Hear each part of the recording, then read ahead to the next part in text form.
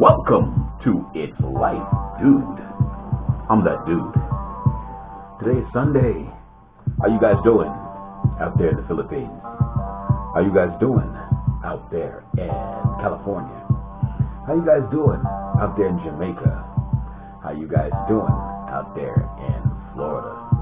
How you guys doing out there in Texas? How you guys doing out there in North Carolina? How you guys doing out there in Virginia? How you guys doing out there in Connecticut? And how are you out there in New York? And as for everybody else, everywhere else, no matter what time of day it is, whether it be morning, afternoon, or evening, no matter where you are, what time it is, thank you for joining me here at It's Life, Dude. And I'm that dude. Let's not wake up in the morning and have a fat glass of stupid with a bowl of idiot soup. Let's be careful out there on our roads and highways. Please put your cell phones down. Pay attention to where it is you are going, because we want to make sure that we arrive alive. Enough of that.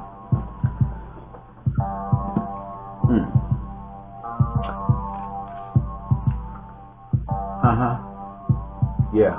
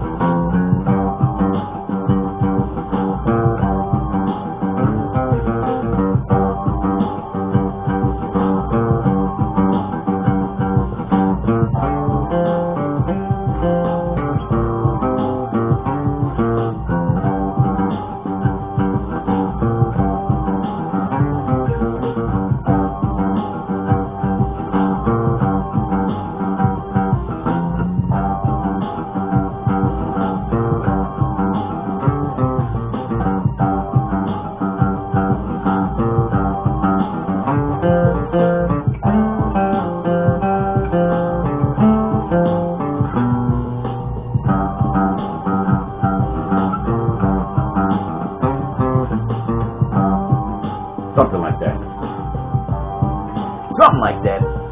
Just messing around. But anyway, I just wanted to holler at you folks.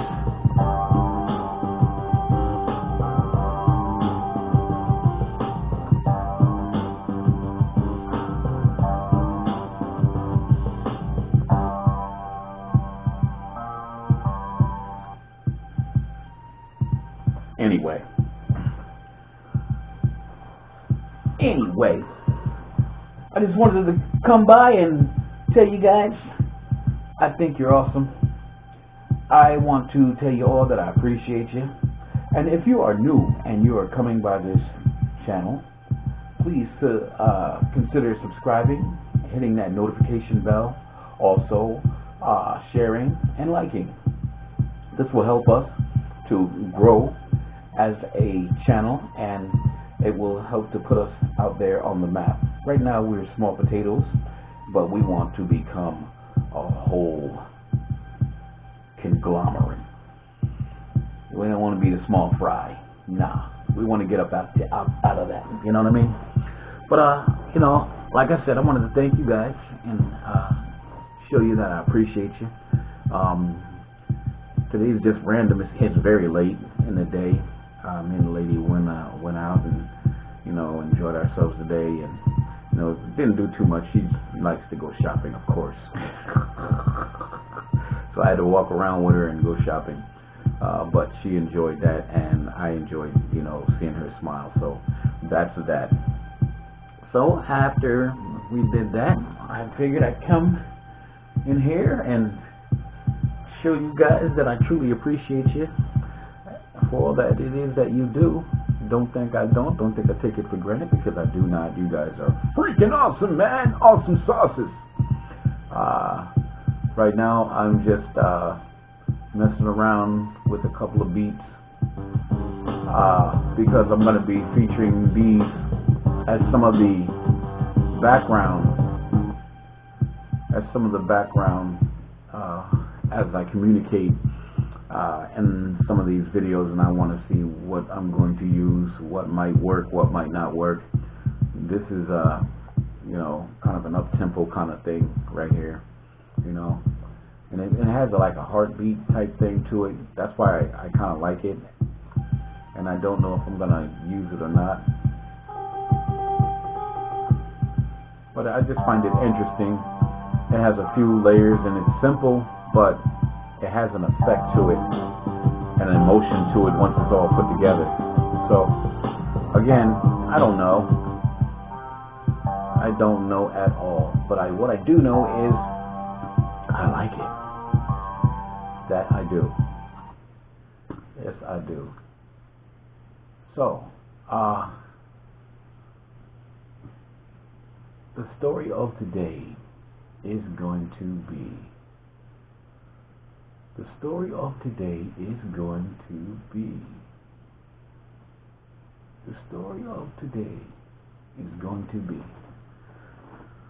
about this little kid who grew up upstate New York, lived in a little town, and for the most part, you know, just trying to find his way.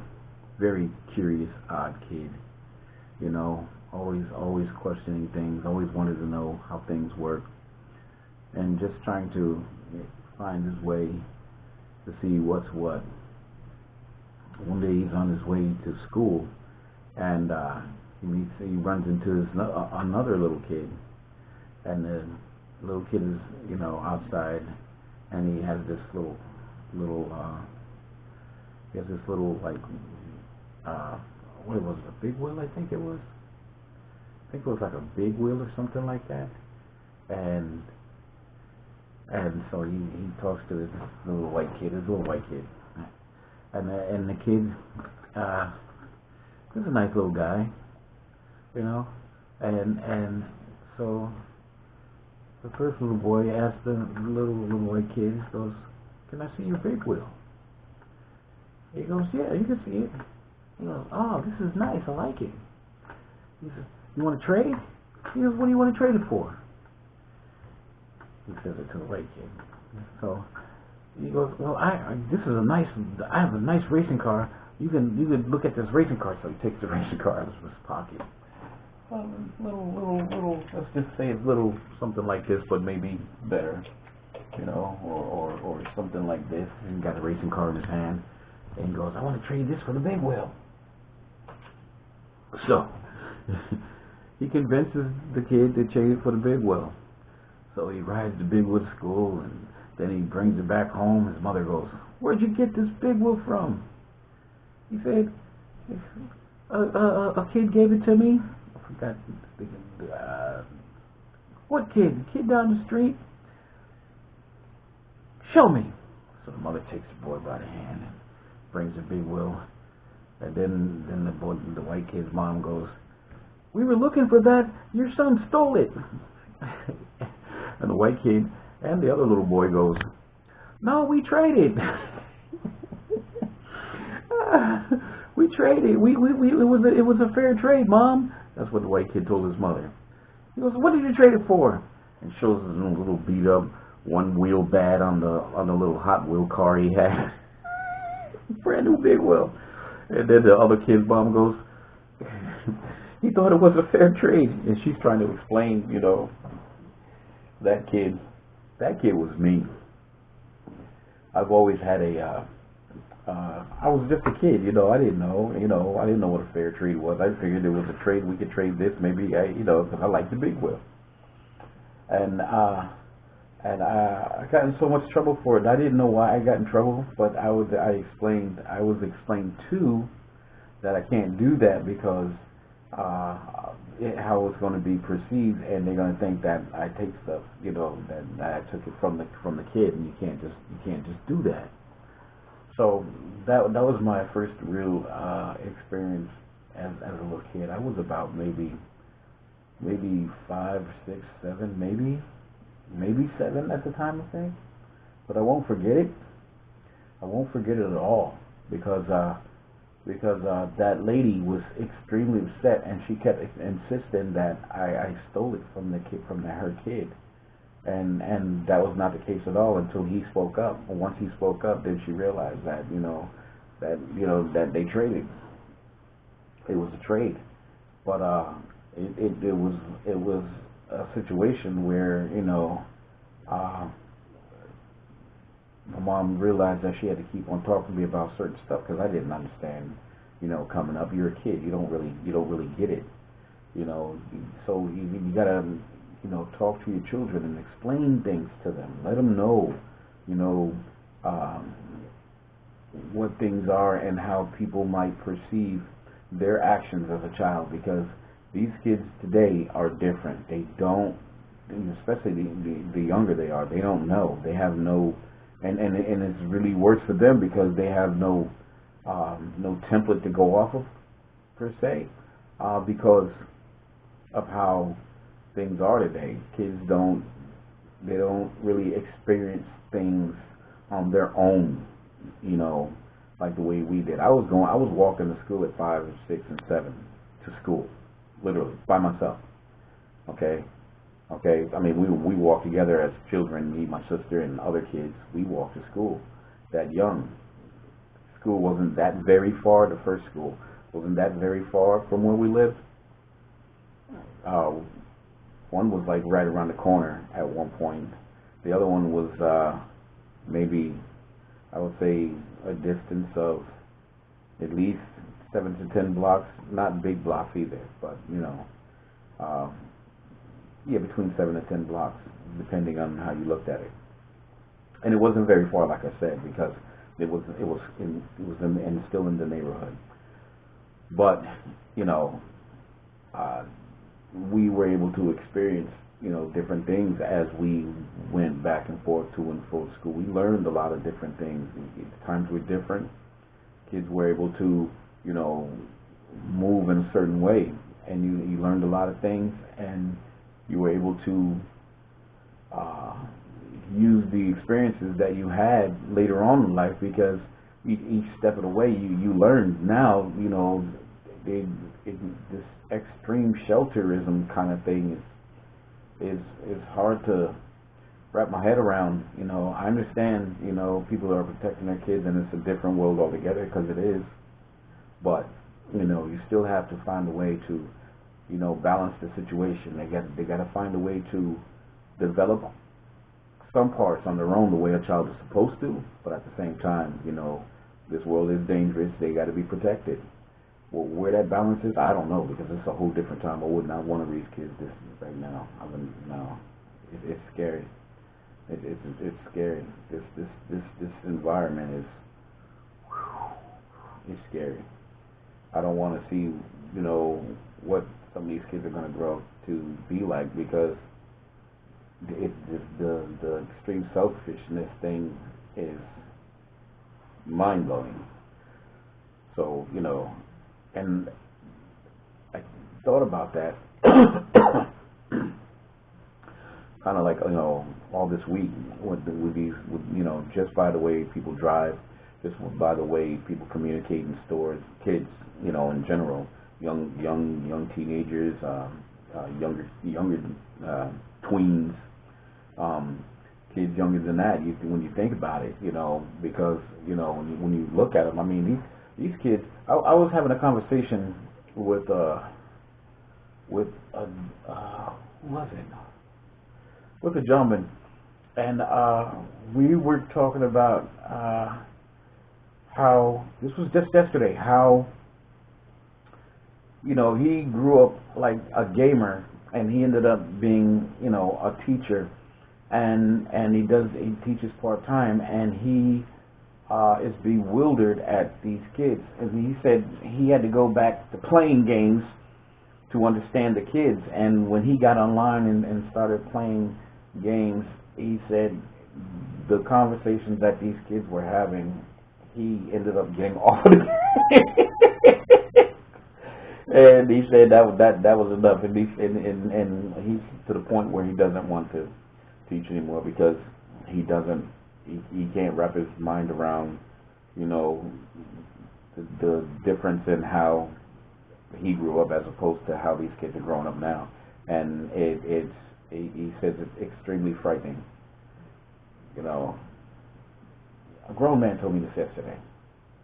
So that's why I was thinking about all of these things, just because of the conversation that him and I had yesterday. I'm petrified for these children. I really am. I really am. So us as adults, we need to not coddle them, but try to be an example. One, kids like respect, but they need authority, real authority. You're not knocking their heads off either, because these days you're going to jail. Bottom line, the way we grew up, I respect and appreciate, but these days, people have a whole different outlook on things. Me personally, I don't think you should let kids just run around doing whatever willy nilly. I don't believe that. And I do believe that children need to be chastised, but up to a certain age. A lot of people don't believe in some people call it corporal punishment. I don't. I call it raising your kids up the way they should be raised up. But everybody's not the same. But that's neither here nor there. But still, we still have to find a way to communicate with these children these days, to give them some type of enlightenment, some type of understanding. Because right now, there's a lost world of kids running around rampant with no mindset, with no fear. Well, a child with no fear is dangerous. I don't care what no one says; it's a fact. When you have no fear of nothing, no fear of authority, no fear of getting in trouble, no fear of, you know, you can raise your kids up, yes, but on respect alone, you know, especially when they're not trying to hear it, it's a different world. I'm petrified. I don't want to be an old man and have to deal with some crazy kid. You know, that's scary. That's scary. It's crazy. You know. So we need to do better as adults, and we need to talk to these young folks. As much as possible. We need to give them some kind of insight. We need to be there for them, because right now it's bad. It's really bad. It's there's no real leadership for these kids, man. It's crazy. It's crazy. I'm not trying to bring anybody down. Speaking of bringing things down, sorry about that. Well, excuse me. Not trying to bring anybody down, but it's just something I was thinking about, you know. And like I said, I'm no professional anyone. This is just me thinking, and I just think that it's uh, a shame how we're losing, these young ones to all this craziness in the streets. They have, like I said, they have no fear of anything, and they just do whatever, and they just think it's okay. No repercussions from it. No, nothing. It's just either, one bad situation to the next, and it gets worse and worse and worse as it goes on. If they continue on that path, self-destruction is real. You know, we don't want that for any of these young children. Nobody wants that for these young kids. It's not a good thing. So let's try to do our best to, you know, make a better way for these kids that are coming up, a better, give them something to look forward to. They need structure, they need jobs, they need summer programs. All this stuff was there when we were coming up there. Now it's not. There's nothing, nothing for them to do, you know. But video games and social media, unfortunately. Sometimes it can be good, and other times it could be social media for the kids. Sometimes it can be good, and sometimes it could be a total bad situation. Um, Parents got to find a way to do better. We can't just let them do and watch and say anything they want to. It's not a good thing at all. At all. It's horrible, I believe, and I think it's going to affect the future of you know these young folks worldwide. Um, we got to start trying to find a way to make it better for them because I fear for them. I fear for them all because it's not a good thing. It's not a good look, and it don't look too promising. Well, enough of that. Let's get back to some music. But that's where my head was, and I was thinking about that, and I just wanted to share that. And if you got any insight, if you think I'm diving too deep, let me know. Somebody got to talk to me. Give me some conversation. Let's talk about it. Because what we're talking about truly is life, dude. It's a fact. You know, whether you agree with me or not is fine. We can agree to disagree. There's no problem with that. But we need to start somewhere, and maybe it's a dialogue or a platform like this, or just talking to some children that need to be, that need some attention because they cry for attention, and their crying these days is different. It's not a cry like a usual child, and now it's more of a demand, and some of these children demand in ways that we don't want to ever see. So let's try to do something. Let's talk about it. Let's communicate. Let's start somewhere, you know, because it is extremely important.